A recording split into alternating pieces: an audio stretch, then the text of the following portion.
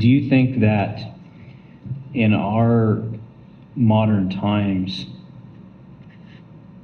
the church has placed itself into the position of, like, I'm trying to think how to put this into words, but are we ourselves trying to, or like, are we trying to nurture God instead of letting God nurture us? Like, is that something that, like, or are we doing too much of, the praise thing instead of not doing enough of the receiving? Well, I look at it as we are making an idol of God, which is like the golden calf that Jeroboam sets up in his two temples. And he says, this is your God that led you out of Egypt. So he's repeating the thing that Aaron said with his golden calf. Mm-hmm. And he's saying, this golden calf, this is God. And he's setting up his own temple and putting, like, there's two temples in the kingdom of Israel. He puts a golden calf in each one. And it's this approach to God that it's like, I'm going to offer, like, this is the thing that the prophets are criticizing when they say, I don't want your sacrifices. It's just this approach to God that is, we're making an idol of God.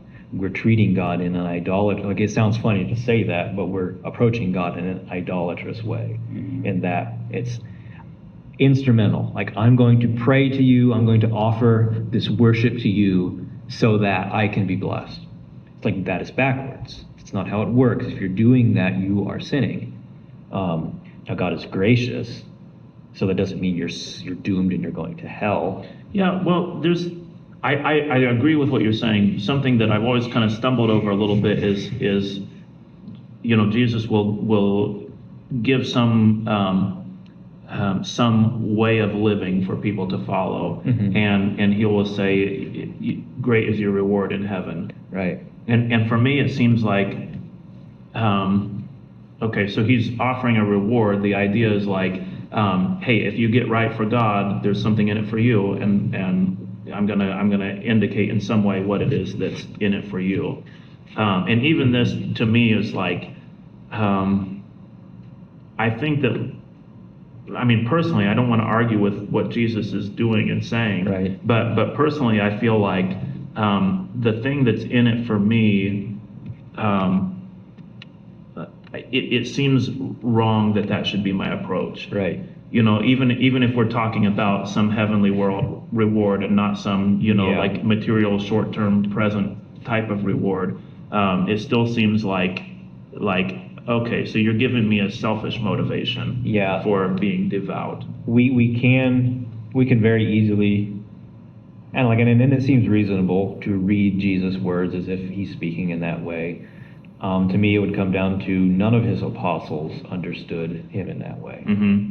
Because that approach to what Jesus said is not reflected in any Christian writing. Yeah. Like anything that Paul or Peter or John writes, or anything that Barnabas or Justin Martyr or Clement of Rome or any of these other apostolic, like these people who knew the apostles personally, like, none of them reflect that approach, that interpretation. So, like, that's probably not how he, and I don't think you think that's what he meant. Right. But, like, addressing that concern, like, that's not how anybody who actually heard him say that interpreted it. Mm-hmm. Right. Yeah. So what would they say was his was his meaning? Well, I don't know if this would be the same answer that you would give to this question, but I think some of it is just a statement of, like, this is the way that it is. Yeah. If you live in this way, then there are consequences that will overflow into your life. Yeah. So and when I say your life, I mean, like, the whole landscape of your spirit and soul in a way that continues onward into heaven. Yeah. So if great is your reward in heaven, like, that's just the way that it is. It's not like dangling a carrot in front of people. Yeah. Right. Yeah, and I think if you have a modern day view of that every time Jesus refers to heaven as some far off place that's beyond Mhm. our, like, Jesus often referred to the kingdom of heaven is, or the kingdom of heaven is like this, or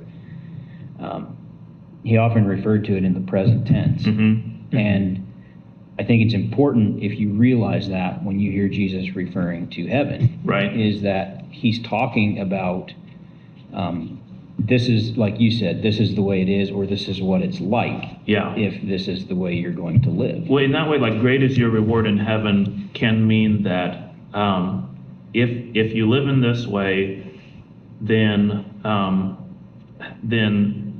good stuff of heaven, the gifts of the Father are going to come down on you. Right. Well, like, and that will be the pattern of your life. Not that.